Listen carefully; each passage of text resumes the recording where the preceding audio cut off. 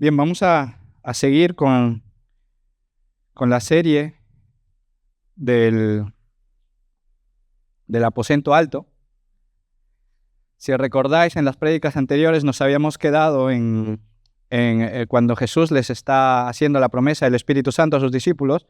Sabemos que son momentos muy difíciles para Jesús, momentos en el que Él sabe que va a morir, momentos muy difíciles. Él más tarde va a decir, estoy angustiado hasta la muerte. No era algo fácil, ¿no? ¿Qué haríamos cada uno de nosotros, por ejemplo, si supiésemos que al pisar la calle nos va a atropellar un coche, un camión, ¿no?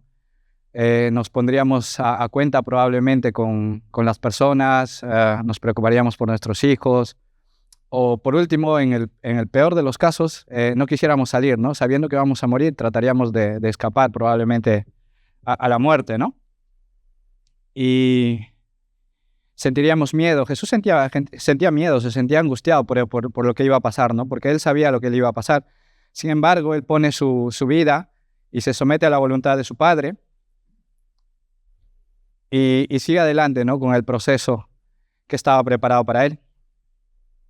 En este pasaje que vamos a ver, vamos a comenzar el capítulo 15 del libro de Juan y vamos a ver los versículos del 1 al 8. Para los que no recordáis, este pasaje lo vimos cuando estábamos viendo la serie de los Yo Soy de Jesús, y este es el último de los Yo Soy que se nos va a presentar en el libro de Juan, que es la vid verdadera. Vamos a leer el pasaje. Dice, yo soy la vid verdadera, y mi Padre es el labrador. Toda rama que en mí no da fruto la corta, pero toda rama que da fruto la poda para que dé más fruto todavía. Ustedes ya están limpios por la palabra que les he comunicado. Permanezcan en mí y yo permaneceré en ustedes, así como ninguna rama puede dar fruto por sí misma, sino que tiene que permanecer en la vid. Así tampoco ustedes pueden dar fruto si no permanecen en mí. Yo soy la vid y ustedes son las ramas. El que permanece en mí, como yo en él, dará mucho fruto. Separados de mí, no pueden ustedes hacer nada. El que no permanece en mí es desechado y se seca, como las ramas que se recogen, se arrojan al fuego y se queman. Si permanecen en mí, mis palabras permanecen en ustedes, pidan lo que quieran y se les concederá.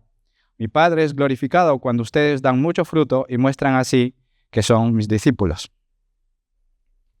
Este es el pasaje que tendremos hoy por delante. Y bueno, si bien ya lo hemos visto, ¿no? Eso no quiere decir que el Señor no nos quiera hablar a través de este pasaje. Como os decía, son las palabras finales de Jesús antes de la cruz. Y Él pues está despidiendo de los suyos, les está haciendo muchas promesas que les servirán durante su camino, ¿no? Porque nosotros ya sabemos lo que vendrá después, porque hemos leído la palabra y como vemos en Hechos, los discípulos no tuvieron una vida fácil después de ello. Ellos pasaron burlas, pasaron torturas.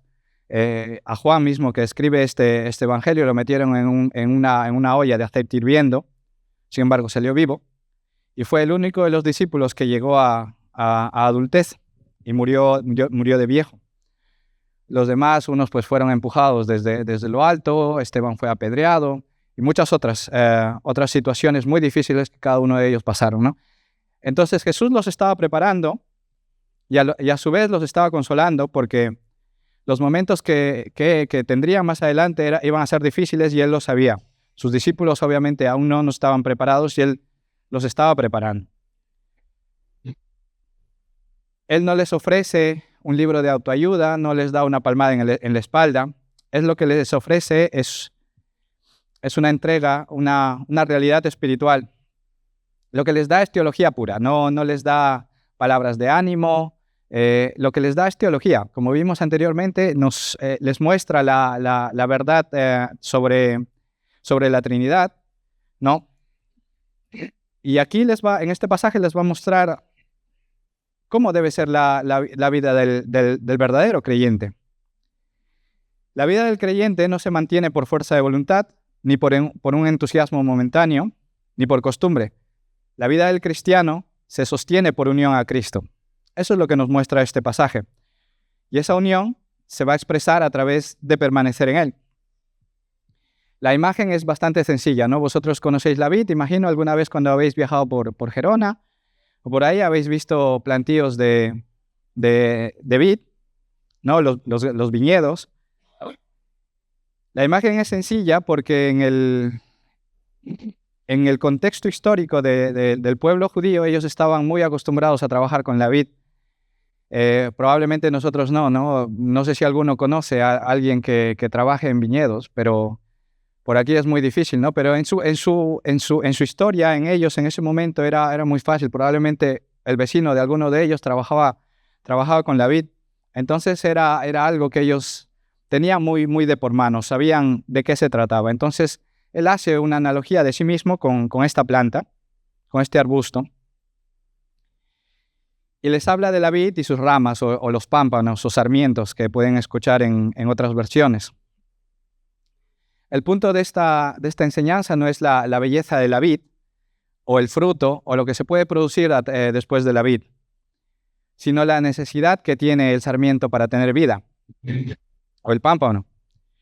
Las ramas, el pámpano, no producen uvas por sí mismo. Puede tener alguna forma, puede tener la forma de la vid, puede tener hojas por un tiempo, puede permanecer verde, pero si no está conectado a la vid, más dentro de un tiempo pues morirá, se secará, se recogerá, se echará al fuego y arderá, como nos dice más adelante. Separadas de la vid, tampoco darán fruto. Así también ocurre con nuestras vidas espirituales. El fruto que agrada a Dios nace de una comunión real con el Hijo. Permanecer en Cristo significa vivir en Cristo. Depender de Cristo y recibir de Cristo la vida que solamente Él puede comunicar. Como creyentes, debemos estar conectados a Cristo para poder tener ese tipo de vida. En este mismo pasaje, el Señor va a mostrar de que su Padre, Dios, es el que está al cuidado de la viña. Es decir, que no estamos solos, no estamos abandonados, ¿no? Que es lo que les hacía entender en el pasaje anterior, durante el capítulo 14, cuando les promete el Espíritu Santo. Les dije, no os dejaré solos, sino que enviaré otro Consolador, ¿no? Y sabemos que ese Consolador no es un espíritu, no es un vientecito, sino es alguien que tenía las mismas funciones que tenía Jesús cuando estaba con sus discípulos, alguien que les animaba, que les cuidaba, que les protegía, que les instruía, que les guiaba y principalmente que les proveía físicamente y espiritualmente. Él era su maestro, les enseñaba la palabra, pero también les proveía físicamente, les daba refugio, les daba alimento.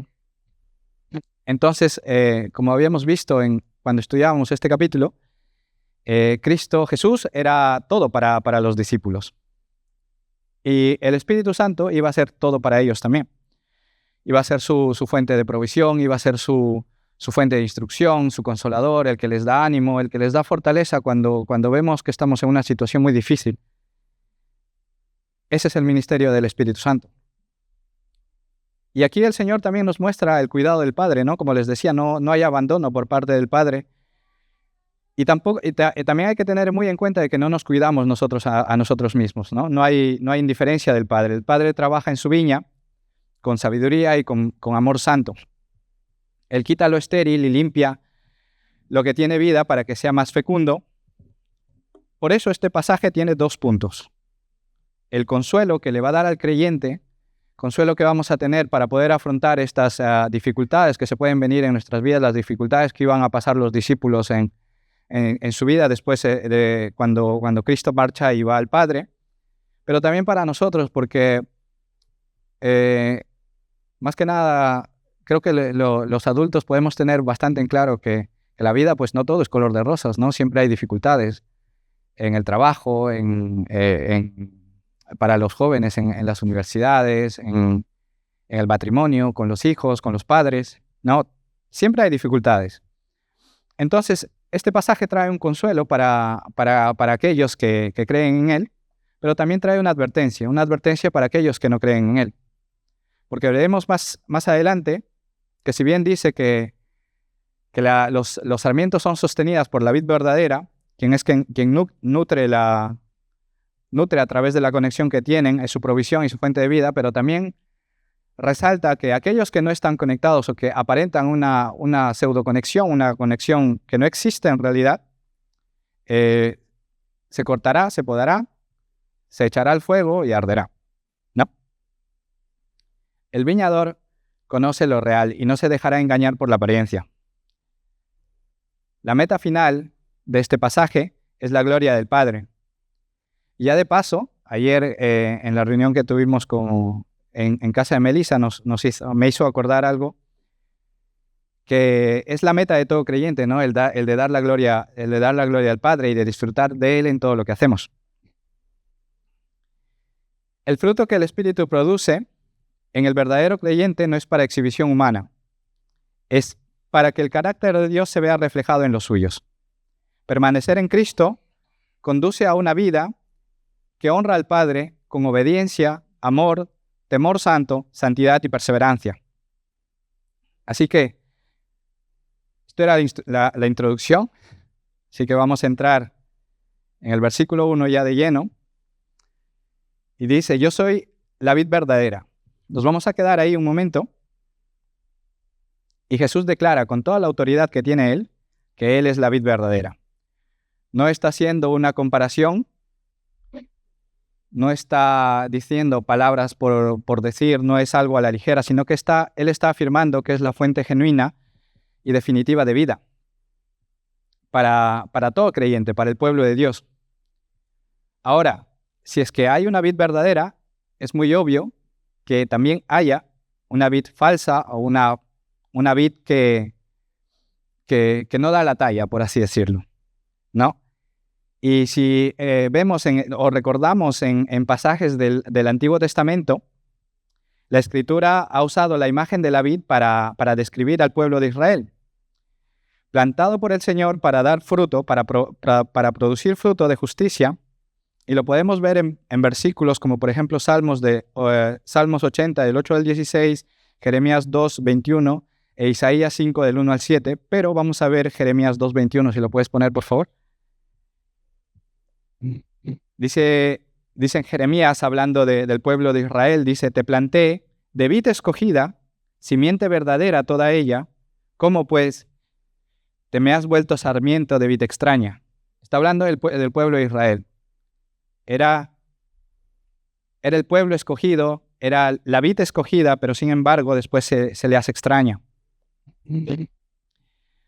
Como sabemos, la historia del pueblo de Israel mostró muchas veces, repetidas veces, que fue una vid que falló, una viña que falló y desagradó a Dios en muchas ocasiones. Pero ahora Cristo se presenta como el cumplimiento perfecto de esta analogía. Cristo es la vida que Dios busca, porque fue perfecta, fue santa, la justicia que Dios demandaba, porque sobre él cayó la justicia y la ira de Dios, y la comunión que el pecador necesita para hallar salvación, que se halla en el Hijo. Decir que Cristo es la vid verdadera también desenmascara todas las vides falsas que existen. Plantas de vid que prometen vida, pero solamente producen apariencia. Por ejemplo, el desempeño religioso sin comunión, la disciplina moral sin fe viva, la aprobación humana, el pecado que seduce, la lujuria, el orgullo, la autosuficiencia que se admira a sí misma. Son fuentes aparentes de vida, de satisfacción, pero que al final no producen fruto. Probablemente pueden producir resultados visibles para el ser humano. Probablemente. Y esto lo podemos ver en muchas ocasiones. Existen personas muy acaudaladas, muy adineradas, que hacen donaciones multimillonarias para salvar para combatir la hambruna en África o para los damnificados de alguna, por ejemplo, por la lana, o en nuestros países sudamericanos que hay tanta pobreza, pues también hay tantas cosas que aparentemente son buenas, ¿no? Hacen muchas donaciones y todo esto. Políticos, actores, personas con mucho poder económico, realizando aparentemente acciones buenas que ante el mundo probablemente es bueno, ¿no? O sin ir muy lejos, seguramente entre nosotros, cuando estamos entre amigos o comentando de alguien, ¿no? Más que nada en los jóvenes, decimos, es una buena persona, ¿no? Es esa frase tan común que solemos escuchar, es una buena persona. Aparentemente buena, ¿no? Si no es creyente, probablemente no mate a nadie, probablemente no sea un violador, probablemente no mienta, no robe, ¿no? Pero si no conoce a Dios, su corazón sigue estando lleno de pecado. Y las buenas obras, aparentes buenas obras, que nacen de un pecado, de un corazón pecaminoso, no agradan a Dios. Por lo tanto, como dice la palabra, son como trapo de inmundicia delante de Dios. Ellos no pueden producir algo que sea aceptable delante de Dios, delante de la vid verdadera que es Cristo. Solamente con Él, nuestras acciones pueden llegar a ser buenas. Fuera de Él, no hay vida que permanezca. Pasemos a la siguiente parte de este versículo y dice, y mi Padre es el labrador. En este versículo, como decía en la introducción, nos muestra que Dios es el labrador. El Padre no es un espectador, no está sentado comiendo palomitas y viendo qué le pasa al mundo, ¿no? Como si fuese una película. Él cuida activamente de su viña. Él poda, Él limpia. Él ve cada pámpano, conoce cada estación, conoce cada situación y actúa con un propósito santo. Su obra es personal y sabia. El viñador no trabaja para destruir lo que tiene. Sería algo ilógico, ¿no? Alguien que tiene una granja, una viña o lo que sea, no trabaja, no cultiva para que todo se destruya. No, estaría loco. Y aquí pues es el reflejo de eso, ¿no? El viñador trabaja para que su viña dé fruto. Y no solamente un fruto pequeño, sino para que dé mucho fruto. Para que el fruto sea abundante y verdadero. En la viña de Dios hay santidad, hay dirección, hay corrección, hay una mano paternal que no se cansa de formar a los que son de Él, a los que le pertenecen.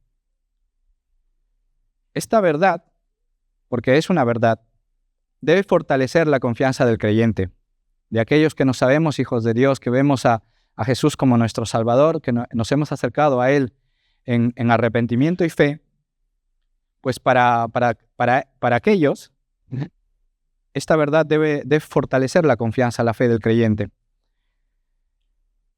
La perseverancia no descansa en la fuerza del creyente. Nosotros no llegamos a esa santificación por nuestras propias fuerzas, sino que se debe a la fidelidad del Salvador y el cuidado del Padre. El pámpano vive porque recibe, y recibe porque está unido. La vida cristiana es igual. Comienza por gracia y continúa por gracia. ¿O alguna vez habéis visto una vid podándose a sí misma, ¿no? Esto no me gusta, me corto esto de acá. O mira, esto lo dejo porque esto se me ve bien.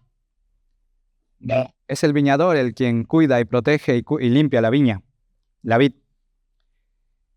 El llamado a permanecer en él no nace de una ansiedad, sino de la dependencia confiada en la obra de Dios. Vamos a pasar al versículo 2. Dice, toda rama, todo sarmiento que en mí no da fruto, la corta. Pero toda rama que da fruto, la poda para que dé más fruto. Ahora aquí Jesús nos describe dos realidades, dos opciones dentro de lo que está explicando, ¿no? Hay pámpanos que están aparentemente conectadas a la vid, pero no dan fruto, y hay otros que sí dan fruto. Aquellos que no dan fruto, que aparentan una conexión genuina, que aparentan una conexión, pero no tienen fruto. Y los que sí tienen fruto. Ambos pueden compartir proximidad con la palabra, con la comunidad, con la iglesia, o sea, ambas personas, ¿no? Ambos sarmientos, con la enseñanza que se da en la iglesia, pero sin embargo, la realidad interior de cada una de estas opciones es muy diferente, ¿no? Y la diferencia está en el fruto. Uno manifiesta fruto y el otro no. el pámpano que no tiene fruto es quitado. La rama, el sarmiento que no tiene fruto es quitado. Y aquí está la advertencia, ¿no? En una viña, cuando me ponía a buscar el contexto histórico de la viticultura en el pueblo judío, encontré esto. En una viña, el viñador elimina lo que estorba la producción de manera productiva, quitando la madera que está dañada, enferma, brotes que drenan energía para que así los nutrientes vayan a aquellos sarmientos que sí tienen fruto. Y esto se puede encontrar en textos agrícolas muy antiguos, en donde se describe cómo se corta y se retira lo que no sirve para que la planta enfoque en su fruto, porque lo que al final se quiere es pues que la rama tenga mucho fruto. Son procedimientos de la viticultura que incluso hasta hoy en día se siguen utilizando. Así que debemos tener muy claro de que el Señor no está enseñando de que un verdadero creyente al final se puede perder porque aparenta una conexión, ¿no? Sino que justamente porque aparenta una conexión que no existe en realidad, es como que en realidad no le pertenece, no está conectado a Cristo. Parece, pero no está conectado a Cristo. Entonces, lo que está diciendo no es de que el cristiano, el creyente, se pueda perder, sino que en realidad, dentro de la comunidad, de la iglesia, habrá creyentes que sí están verdaderamente conectadas con Cristo, que tienen una comunión muy cercana con Él, pero también habrá personas de que aparentan una conexión con Él, que vienen a la iglesia, que ofrendan, que escuchan la palabra, que vienen a las reuniones de hogar, que incluso que leen la Biblia, que hacen los devocionales, pero eso no necesariamente quiere decir de que tengan una comunión con Él. Y esto pues lo podemos recordar en Juan 10, 27, 29, si lo puedes poner. Dice, mis ovejas oyen mi voz, y yo le conozco, y me siguen.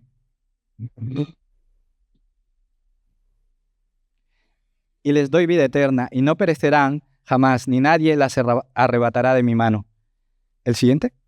Mi Padre que me las dio es mayor que todos, y nadie las puede arrebatar de la mano de mi Padre. Es decir, que el creyente no se va a perder. Él las conoce, y vemos que el que comenzó la obra la terminará. No son tantos versículos que nos prometen y nos aseguran la santificación del creyente. Así que el punto es otro. El punto que está señalando aquí es de aquellos que aparentan una pseudo conexión con la vid verdadera, pero que en realidad no están conectados.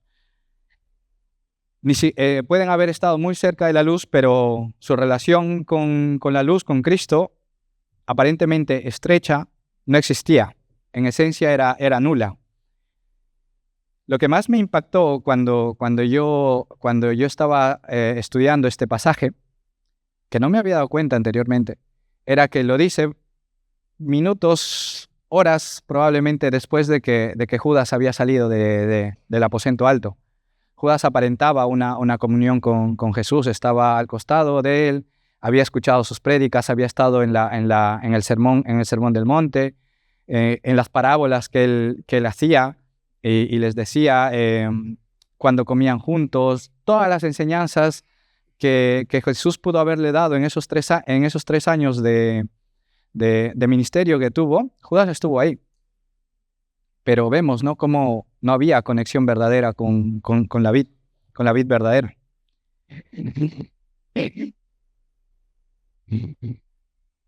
Hubo contacto, hubo cercanía, hubo participación, pero no hubo una fe viva. Tampoco hubo arrepentimiento verdadero y no hubo una unión salvadora. Y así habrá muchos que escuchen la palabra que les decía, que vienen cada domingo, que aparentan una conexión, una comunión con Cristo, pero que al final, pues Dios sabe, ¿no?, el corazón de cada uno de nosotros. Dios sabe quién tiene una comunión con su Hijo, quiénes no. Y al final, pues nadie va a engañar al viñador. al final pues se podará, se cortará y se quitará aquellos sarmientos que no producen fruto.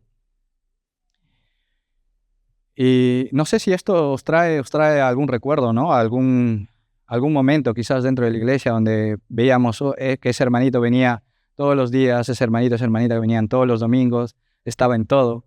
Y según qué situaciones, pues después de un tiempo ya no lo volvemos a ver, ¿no? O jóvenes que compartían probablemente entre ellos, estaban probablemente muy unidos y después de un tiempo pues los dejamos de ver.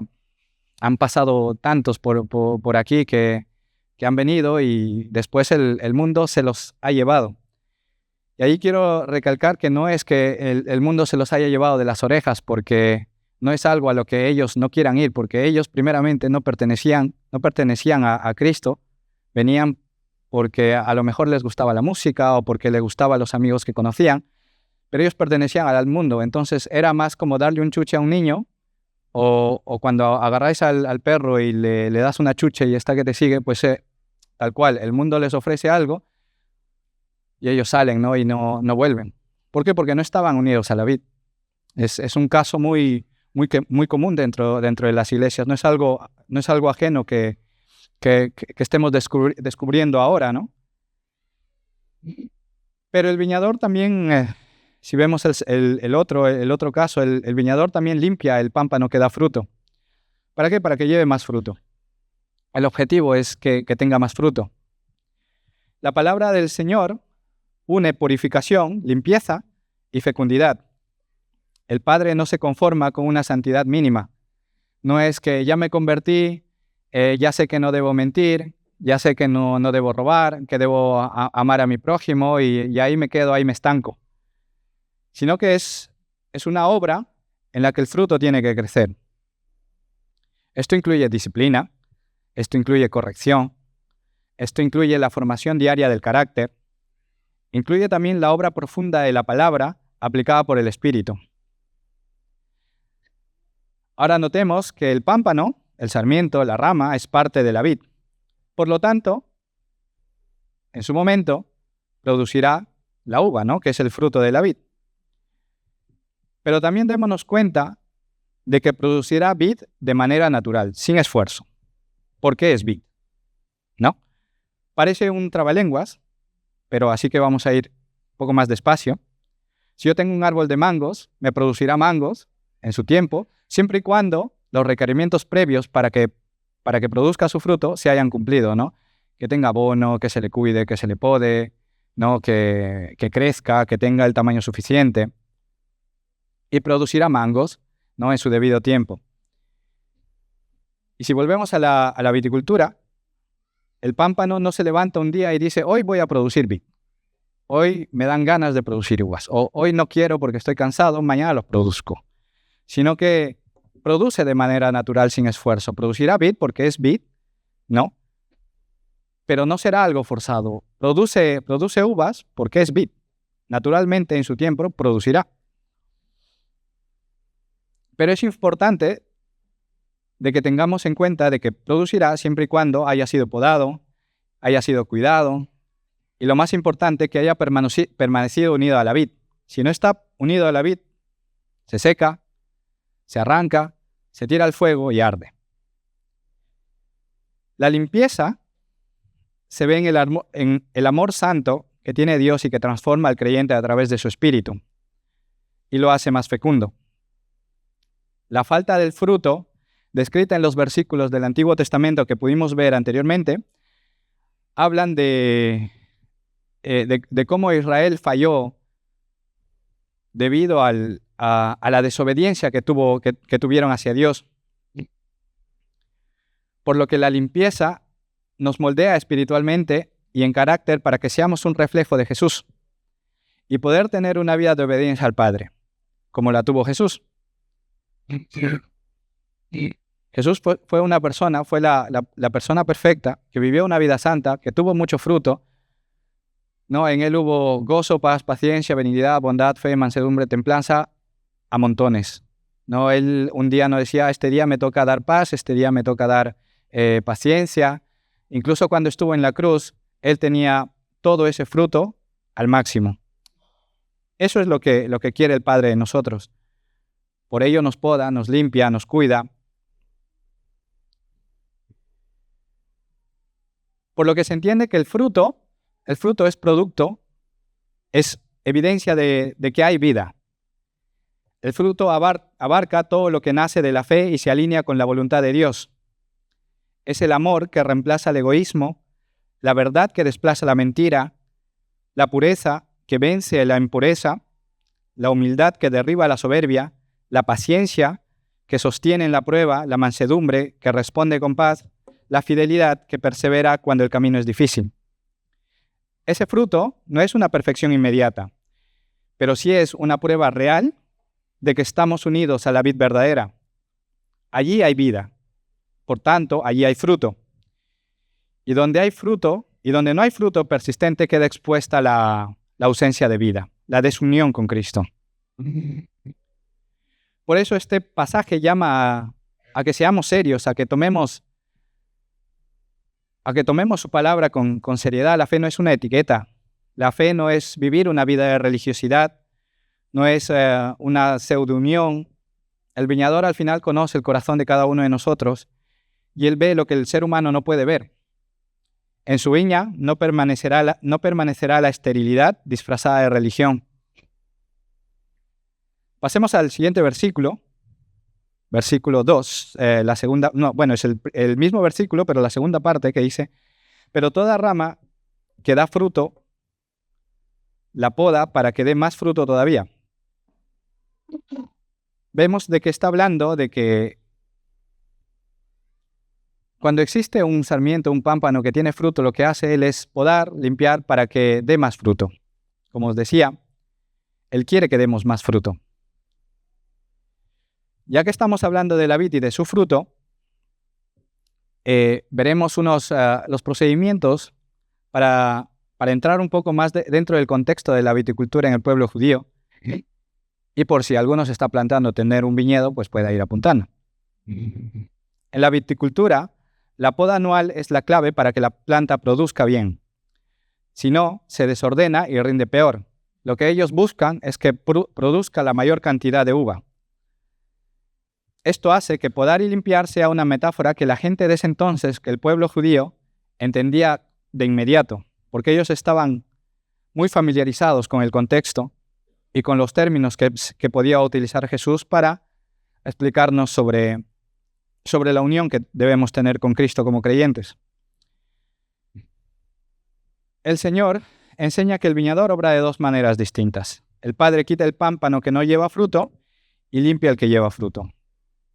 En la vida espiritual, esto significa que Dios no solo separa lo que no tiene vida, sino que también trabaja en los que sí tienen vida, para que el fruto pueda crecer.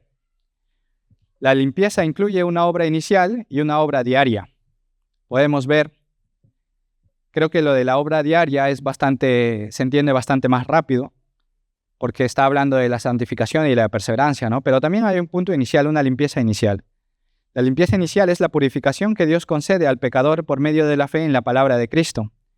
La palabra anuncia la promesa del Evangelio, el corazón es llevado a confiar en el Hijo y el creyente queda declarado justo delante de Dios. Este tipo de limpieza no es algo que nosotros nos ganemos, es algo que se recibe por gracia.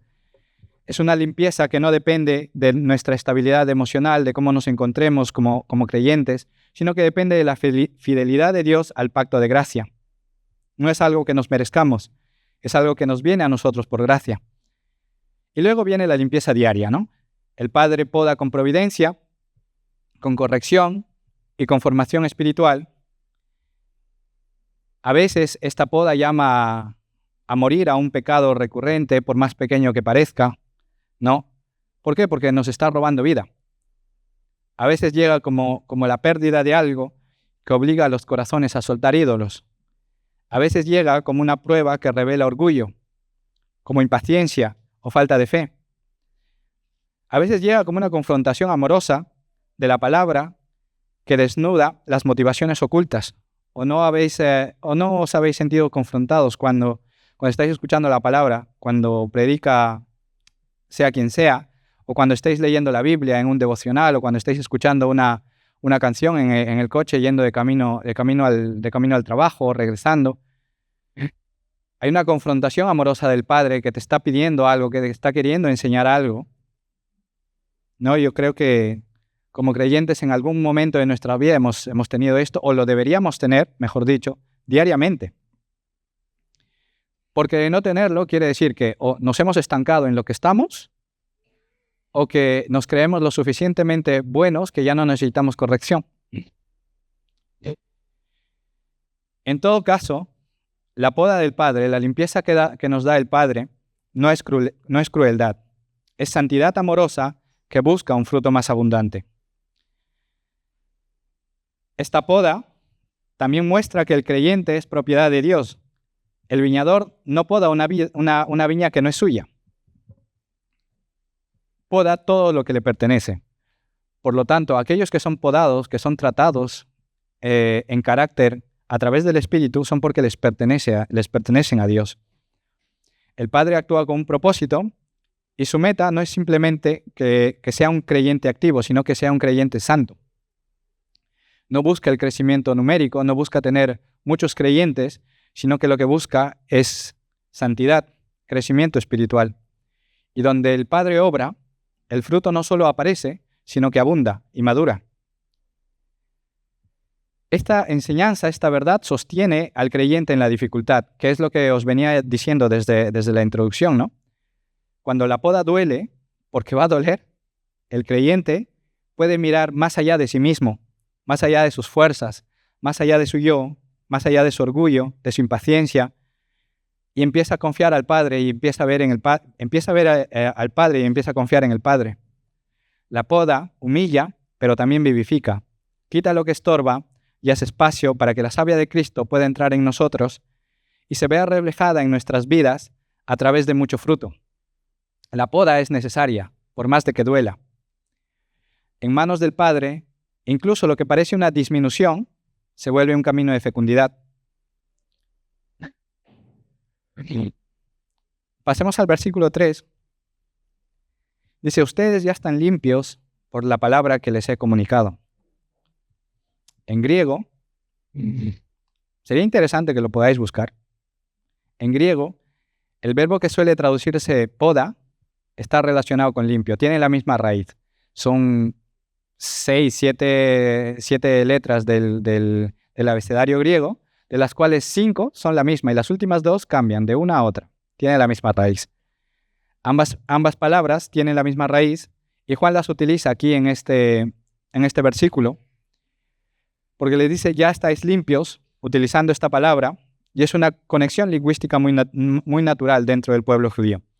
La poda era vista como una forma de limpiar la planta. Entonces Jesús les afirma a sus discípulos de que ellos ya estaban limpios por la palabra que Él les había compartido, por la palabra que Él les había dicho. La limpieza aquí señala ante todo una obra de gracia que Dios realiza en aquellos que Él ha escogido. El Señor ha hablado y su palabra ha operado. La fe verdadera recibe esta palabra y por gracia de Dios el pecador queda justificado delante del Señor. La vida cristiana no empieza con un esfuerzo humano. No es con nuestras propias fuerzas. No nos salvamos nosotros a nosotros mismos. Empieza con la iniciativa de Dios. Él se nos acerca, Él nos habla, Él nos llama. Él nos convence y Él nos salva. Él nos escoge y Él nos ama primero. Jesús, a través de las palabras de Juan, nos hace ver la conexión entre la limpieza y la palabra. La palabra es el instrumento permanente para la limpieza del creyente. El Padre poda y el Espíritu aplica. Y el Hijo habla de esto con autoridad. El creyente no se limpia a sí mismo. El creyente, cuando quiere acercarse a Dios, no se limpia él mismo, no se despoja él mismo de sus pecados. Es Cristo quien limpia al creyente para que el creyente pueda permanecer en Jesús con fe viva. Fe que da fruto. La palabra de Dios corrige, instruye, consuela, expone el pecado, orienta el corazón, fortalece la obediencia y renueva la mente. Por eso, permanecer en Cristo no es estar separado, no se separa, mejor dicho, de permanecer en su palabra. La santificación no es un camino místico sin contenido, no es algo como un cuento de hadas, no es algo que no es alguna opción para el creyente. Es una vida formada por la palabra de Cristo. Una iglesia o un creyente que descuida la palabra se debilita y se vuelve vulnerable, aunque conserve hábitos religiosos. La limpieza que produce fruto se sostiene por la palabra recibida en fe y obediencia. Además, el hecho que Jesús declare limpio a sus discípulos por su palabra resalta que el Evangelio no es mera información. Como os decía al principio, la palabra de Dios es palabra viva, palabra que transforma y que cambia los corazones. Es poder de Dios para salvación. La palabra no solamente instruye, también sostiene y transforma. Donde la palabra se desprecia, el corazón se seca. Donde la palabra se recibe con fe, la vida se renueva. Donde no hay palabra, no puede haber santificación.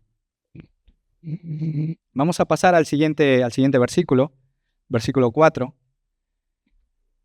que dice: permanezcan en mí y yo permaneceré en ustedes, así como ninguna rama puede dar fruto por sí misma, sino que tiene que permanecer en la vid, así tampoco ustedes pueden dar fruto si no permanecen en mí. El mandato central del pasaje es permanecer en Cristo.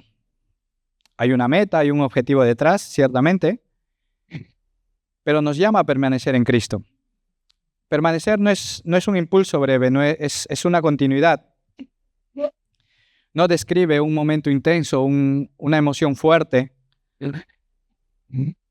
Permanecer en Cristo es confiar en Cristo, vivir en Cristo, volver a Él con arrepentimiento en cada necesidad, acercarnos a Él cuando estamos en situaciones difíciles, depender de Él, escuchar su voz y obedecerle, descansar en Él con fidelidad. Permanecer es vivir como quien sabe que fuera de Cristo no hay nada. Lo podemos resumir en esas palabras. Sin embargo, eso no quiere decir que sea fácil. Saber que todo lo que tenemos depende de Cristo. Jesús une el mandato con una promesa. Él llama a permanecer y al mismo tiempo asegura su presencia. El Hijo no está alejado de nosotros, no ordena desde lejos. Él se compromete a habitar en los suyos.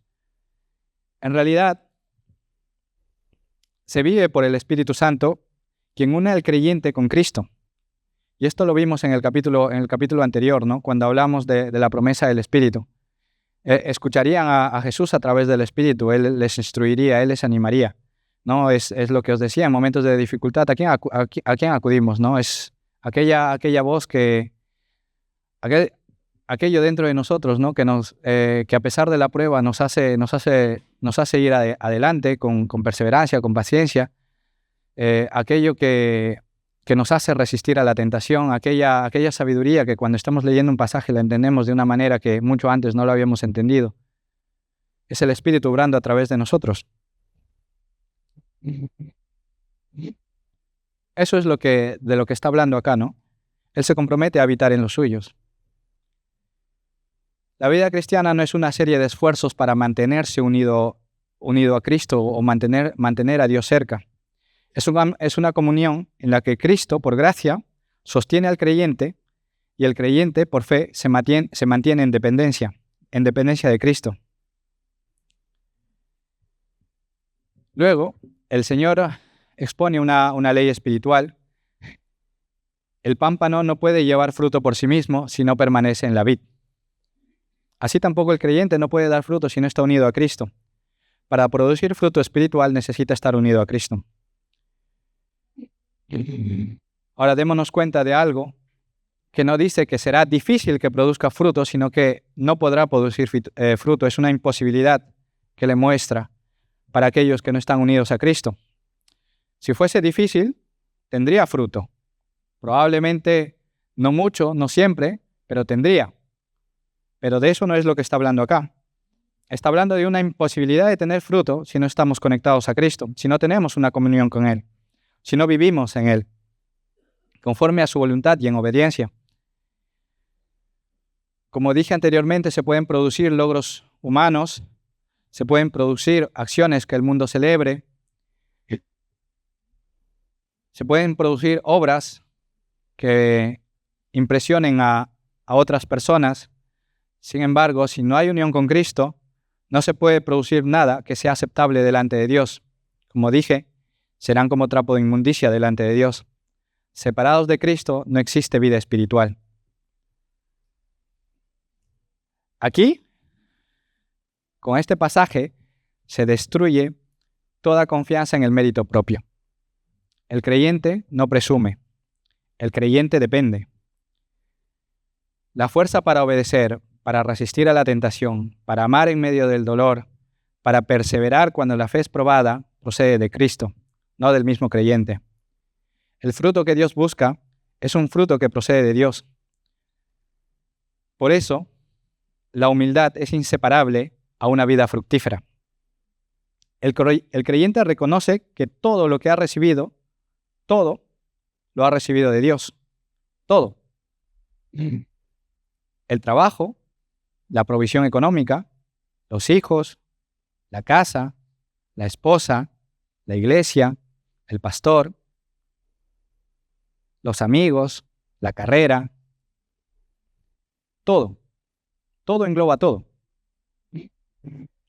Si tú crees que tu trabajo, tu carrera, tu desempeño en el trabajo es por mérito propio, como creyente, examínate. Ayer jugábamos en casa de Melissa y Noah tenía una frase que decía, dale una vuelta, ¿verdad? Piénsalo bien. Si crees que todo lo que tienes ha sido por ti, por tu esfuerzo, dale una vuelta. Esa dependencia no es pasiva.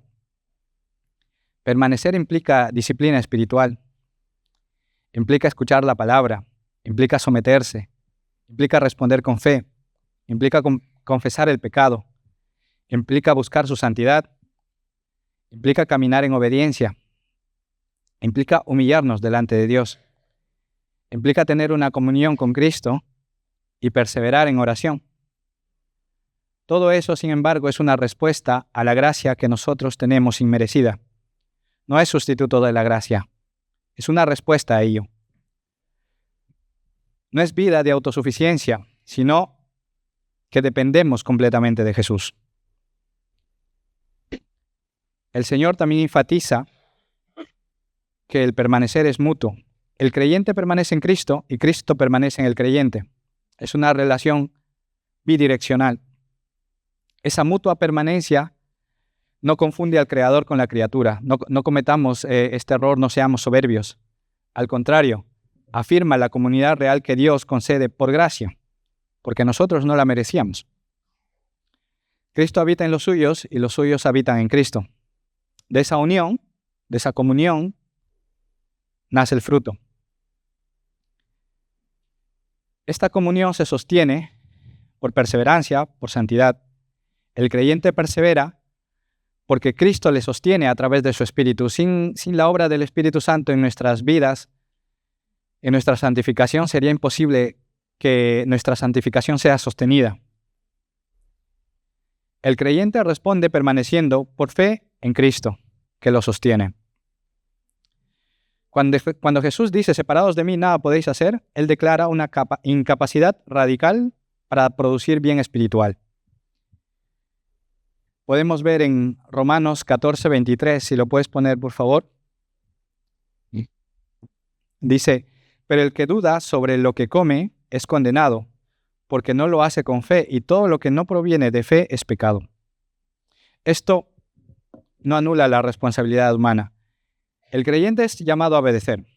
Cada acto de obediencia es verdadero, es fruto de gracia. Cada avance en santidad es obra del Espíritu. Cada perseverancia en la prueba es sostén de Cristo. La dependencia no debilita la vida cristiana, la hace posible. No podemos hacer nada separados de Jesús. Y esto lo confirma Pablo más adelante en Filipenses 4:13. ¿Lo puedes poner? Es un versículo, yo creo que todos lo han escuchado, algunas veces mal aplicado, pero si vemos el contexto, cuando Pablo escribe esto, él no estaba en su casa con sus sirvientes, ¿no? Porque él era ciudadano romano. Él pasaba por una situación muy difícil, él estaba encarcelado. Y es allí cuando escribe, todo lo puedo en Cristo que me fortalece, ¿no? Porque todo lo podía, porque Cristo le fortalecía. Él podía aguantar todo lo que le venga cuando no tenía nada, pero también cuando lo tenía todo. A través de la fortaleza divina se puede enfrentar y superar cualquier situación, ya sea de abundancia o de necesidad. Así que no saquemos ese versículo de contexto. Porque si tú quieres volar y dices todo lo puedo en Cristo que me fortalece, pues no vas a volar. Tú quieres tener un Lamborghini y dices todo lo puedo en Cristo que me fortalece como si fuese un mantra, tampoco vas a tener un Lamborghini.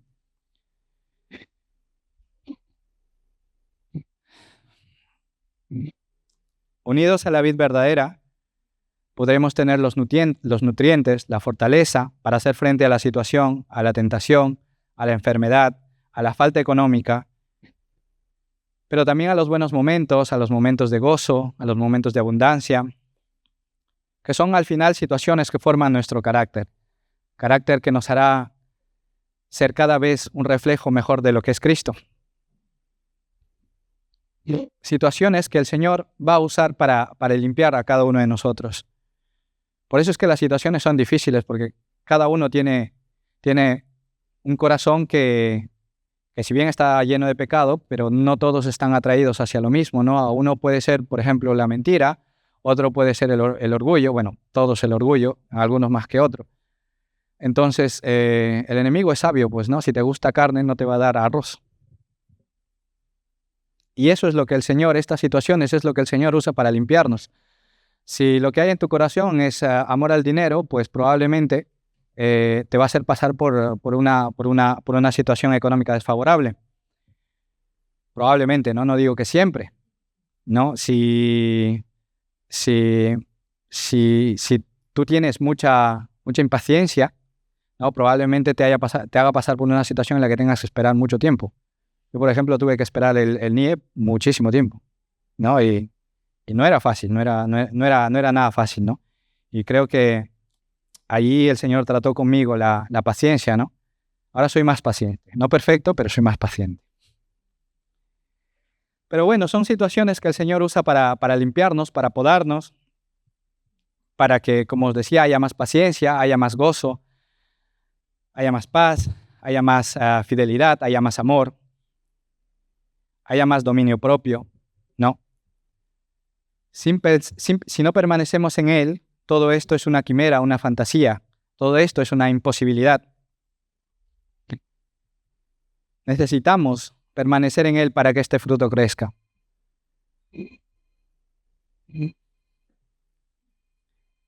Jesús afirma, pasamos al versículo 6, el que no permanece en mí es desechado y se seca como las ramas que se recogen, se arrojan al fuego y se queman. Si permanecen en mí y mis palabras permanecen en ustedes, pidan lo que quieran y se les concederá. Jesús afirma que quien permanece en Él lleva mucho fruto. Cristo no comunica una vida mínima, Él comunica una vida que crece y que se expande en fruto.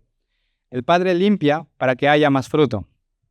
No se trata de una competencia espiritual, se trata de abundancia que glorifica al Padre. En contraste, el que no permanece en Cristo es echado fuera, se seca y termina en el fuego. El Señor no suaviza la consecuencia de no permanecer en Él. Lo dice muy claro, y ahora lo vamos a ver de manera más detenida.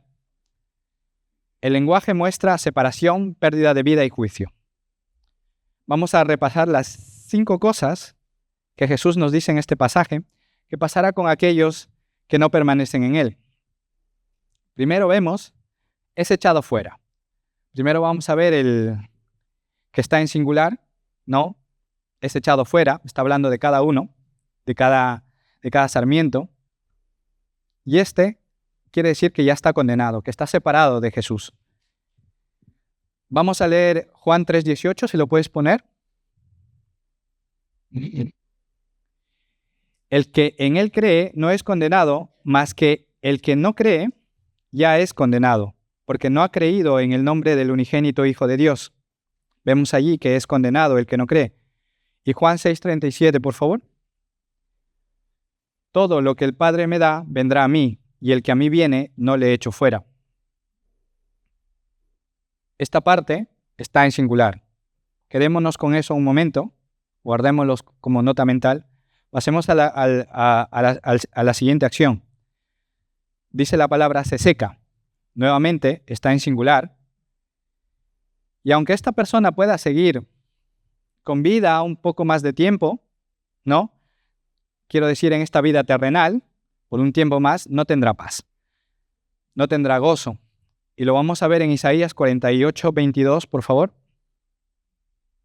No hay paz para los malos, dijo Jehová. Es muy clara la palabra. El siguiente, por favor, Joel 1:12.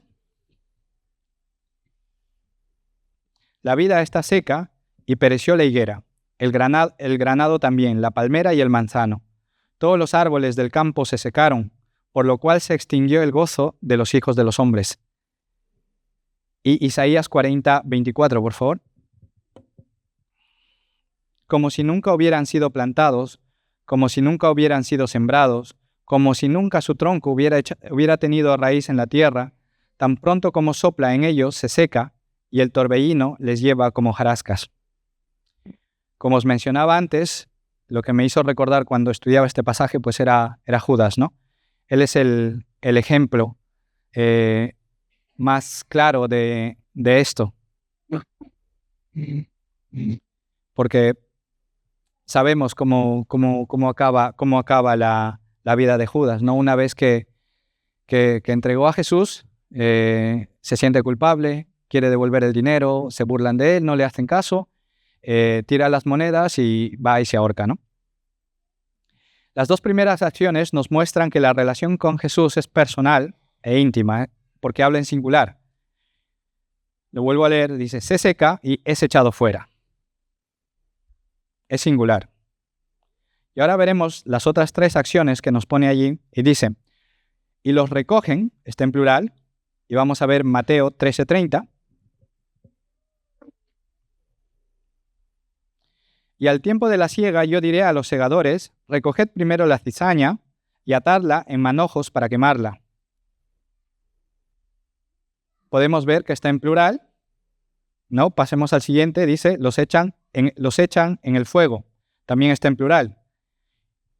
Dice en Mateo 13:41-42, enviaré al Hijo del Hombre a sus ángeles y recogerán de su reino a todos los que sirven de tropiezo y a los que hacen iniquidad, y los echarán en el horno de fuego. Apocalipsis 20:15, y el que no se halló inscrito en el libro de la vida fue lanzado al lago de fuego. Nuevamente, como vemos, está en plural. Y el último dice, y arden, que también está en plural. Mateo 25:46 dice, e irán estos al castigo eterno. Este quemarse, tengamos en cuenta de que no significa aniquilación, ¿no? Para los que no habéis estado en los estudios de escatología, el aniquilacionismo describe que una vez aquellos que no van al cielo, que no son hijos de Dios, dejan de existir, o sea, desaparecen. Lo cual no es de lo que está hablando acá, sino que está hablando de un sufrimiento eterno, y lo vamos a ver nuevamente en Apocalipsis 20:15. ¿Qué es eso? Sí. Y el diablo que los engañaba fue lanzado en el lago de fuego y azufre, donde estaban la bestia y el falso profeta, y serán atormentados día y noche por los siglos de los siglos. Amén. Estos tres últimos considera a aquellos que son echados fuera como una masa, como unos más entre la masa de aquellos que son rechazados y arrojados al infierno. Así que, hermano, hermana, la vida religiosa sin comunión con Cristo termina en sequedad. Puede haber actividad externa por un tiempo, puede parecer de que lleva fruto probablemente, puede haber buenas acciones, pero si no hay savia que viene de la vid verdadera, esa sequedad no es solamente moral, es espiritual. No hay paz verdadera, no hay gozo santo, no hay comunión con Dios. Y lo que queda al final es el juicio del viñador. Juicio que nos va a llevar al lago de fuego. Esta advertencia cumple un propósito santo. Dios no habla así para aplastar al creyente verdadero, sino para despertar al que vive de apariencia y para afirmar al creyente en una perseverancia real. El infierno es real. La gracia no produce ligereza, la gracia produce vigilancia, temor reverente y perseverancia. Permanecer en Cristo no es un detalle opcional, no es algo que si quieres lo haces, no es algo que hoy descansas y mañana sigues con tu perseverancia, con tu santidad. Es algo que debemos hacerlo todos los días. No es algo que digas, bueno, voy tirando. Es algo que debes hacerlo todos los días, preocupándote de tu santidad, pidiéndole al Señor que trabaje en ti a través de su Espíritu para que te moldee y que cada día seas más como Cristo. El juicio que nos muestra este pasaje no es arbitrario. El viñador quitará lo estéril porque lo estéril no pertenece a la vida. El fuego no es un símbolo de corrección temporal, sino de condenación. Tengamos mucho ojo, mucho cuidado en esto. No es algo momentáneo, sino es algo que será para toda la vida. Es una condenación. Por eso la Iglesia debe oír esto con sobriedad. Donde hay incredulidad persistente, donde hay pecado abrazado sin arrepentimiento, donde hay religión sin Cristo, el final no es vida, es juicio. El Evangelio llama a venir a la vid verdadera con fe viva. Y el Evangelio llama a permanecer en esa vid con perseverancia. La enseñanza del fuego no debe ser usada a la ligereza ni como espectáculo. ¿Qué quiero decir? Que es un tema serio y debe tratarse con reverencia y con temor. No se utiliza para manipular emociones, para amenazar a las masas, ni para reírse de ello. Es palabra del Señor para despertar temor reverente y para llamar a la verdad. El Evangelio ofrece un Salvador real y suficiente. El mismo Cristo que advierte de esto es el mismo Cristo que nos invita. Él recibe al pecador que viene con fe y arrepentimiento verdadero. No lo echa fuera. Él no rechaza al que se vuelve a Él. La seguridad del creyente no descansa en su perfección, sino en la gracia del Hijo y en el cuidado del Padre. Entramos ya en la parte final. Vamos a leer los versículos 7 y 8. Si permanecen en mí y mis palabras permanecen en ustedes, pidan lo que quieran y se les concederá.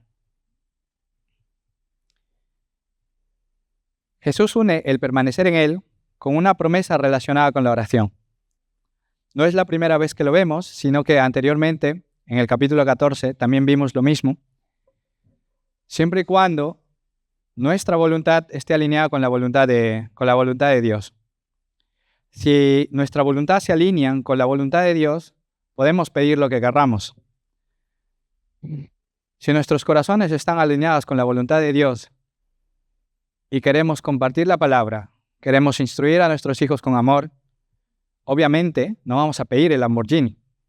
Vamos a pedir sabiduría para poder enseñar a nuestros hijos, sabiduría para poder compartir la palabra, paciencia para poder instruir a los hermanos en la iglesia, probablemente, paciencia para cuidar a los hijos, paciencia para el trabajo, gozo en medio de la dificultad, ¿no? Amor con aquellos que nos escupen y nos insultan. ¿Sí? Cuando pidamos eso es porque estamos alineados con la voluntad de Cristo, con la voluntad de Dios. Por lo tanto, Cristo nos promete que si estamos alineados a su voluntad, es decir, si permanecemos en Él y sus palabras permanecen en nosotros, pediremos conforme a su voluntad. Y cuando pedimos conforme a su voluntad, Él nos lo va a conceder. La oración eficaz es el corazón moldeado por la palabra, pidiendo conforme al propósito de Dios. Permanecer en las palabras de Cristo significa que el Evangelio gobierna la mente y ordena los deseos. El creyente aprende a pedir lo que honra a Dios. Empezamos a pedir por sabiduría, empezamos a pedir por los hermanos, nos dolemos con aquellos que están pasando por una situación difícil, nos gozamos con aquellos que están pasando por una situación favorable, ¿no? Dejamos de mirarnos a nosotros mismos, pedimos por ellos, pedimos santidad, pedimos obediencia, pedimos fortaleza para amar, pedimos crecimiento del fruto, pedimos oportunidades para servir. Hay muchas cosas para servir dentro de la iglesia del Señor. Pide perseverancia en la prueba. Y el Padre, que es el viñador, actúa para que su viña sea fecunda. Si tú le pides sabiduría, el Padre te dará sabiduría. Sabiduría para entender su palabra, no sabiduría para hacerte el que más sabe. Juan 14:13 nos dice: y todo lo que pidiereis al Padre en mi nombre lo haré, para que el Padre sea glorificado en el Hijo. Como decía esto en el capítulo anterior, no es la primera vez que lo vemos. Y en el versículo 8 dice: mi Padre es glorificado cuando ustedes dan mucho fruto y muestran así que son mis discípulos. Jesús declara la meta superior, la meta de todo esto. La meta final no es dar mucho fruto. La meta final es glorificar al Padre. Cuando el creyente lleva mucho fruto, la gloria del Padre no es una idea abstracta, es algo que se ve, es algo palpable, algo visible. Cuando el carácter de Dios se refleja en las vidas transformadas de cada uno de los creyentes, cuando el amor de Dios se expresa en amor real, cuando la paz de Dios sostiene en la tormenta, cuando la verdad de Dios gobierna la lengua, dominio propio, cuando la santidad de Dios aparta al creyente del pecado, allí podemos ver el carácter de Dios en esas vidas que son transformadas cada día. Al llevar mucho fruto, el creyente se muestra como creyente, no por exhibición, sino por identidad. El fruto no compra la salvación, pero sí evidencia la vida, evidencia la conexión que tenemos con Cristo. El fruto no reemplaza la fe, pero sí acompaña la fe como señal de que hay unión con Cristo. Es una evidencia. El Padre es glorificado cuando la obra del Hijo se hace visible en los suyos por el poder del Espíritu. Solo para aclarar, si no he sido bastante obvio, cuando hablamos de este fruto, hablamos del fruto describido en Gálatas 22:23. ¿Lo puedes poner, por favor, para recordarlo? Que me imagino que muchos de vosotros lo sabéis de memoria.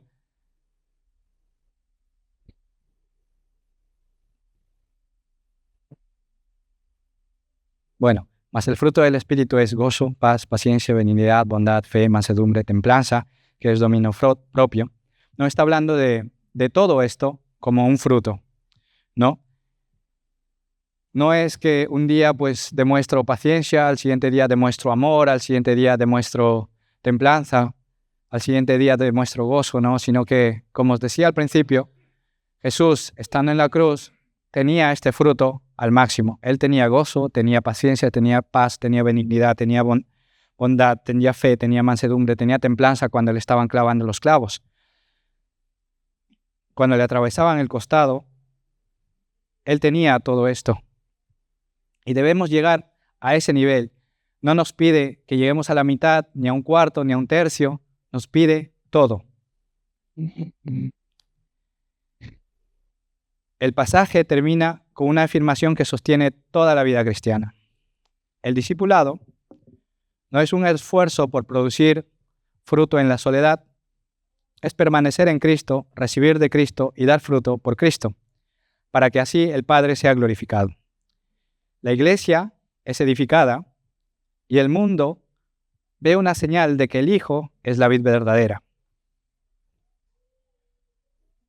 Recuerdo que cuando yo no estaba en Cristo, estaba alejado, pertenecía al mundo, veía a un amigo muy querido que él seguía yendo a la iglesia, él había permanecido en la iglesia, había permanecido en Cristo. Entonces,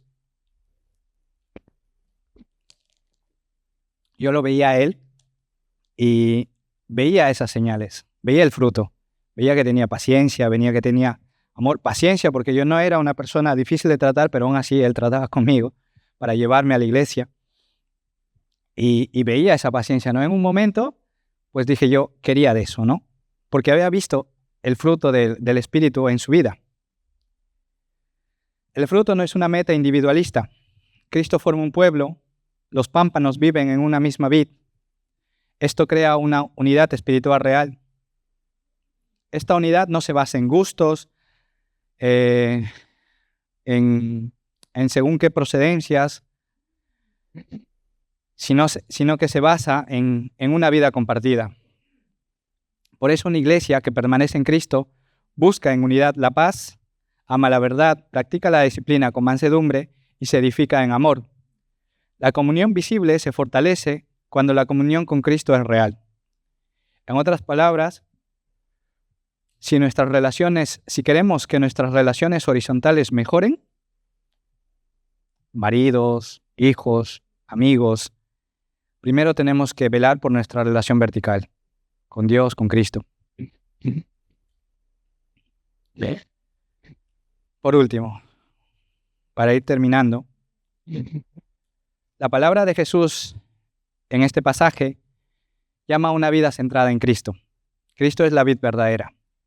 El Padre es el viñador que cuida con santidad y con amor. El creyente es un pámpano, una rama, que solo vive si permanece unido a Cristo, que es la vid verdadera. Y el fruto es la evidencia de vida y la meta es glorificar al Padre. Este llamado no se responde con confianza propia, sino con fe viva. Permanecer en Cristo es volver a Él con arrepentimiento continuo, abrazar su palabra, depender de su gracia, obedecer su voz y perseverar en comunión con Él. El Señor no promete un camino sin poda. Como os decía, la poda muchas veces va a doler, pero promete un camino con cuidado paternal y con fruto creciente. Él sostiene a los suyos y la forma para que den mucho fruto. Probablemente en algún momento nos va a doler, porque no es fácil ver tu orgullo, tu pecado, no es fácil morir a él todos los días, no es fácil pasar por una enfermedad terminal y vivirla con gozo, pero es en estas situaciones difíciles que el Señor utiliza para moldear nuestro carácter, para que crezcamos con gozo, para que tengamos paciencia. Son situaciones que Él utiliza para podarnos, para que pasada la prueba, pasada la situación difícil, el fruto crezca.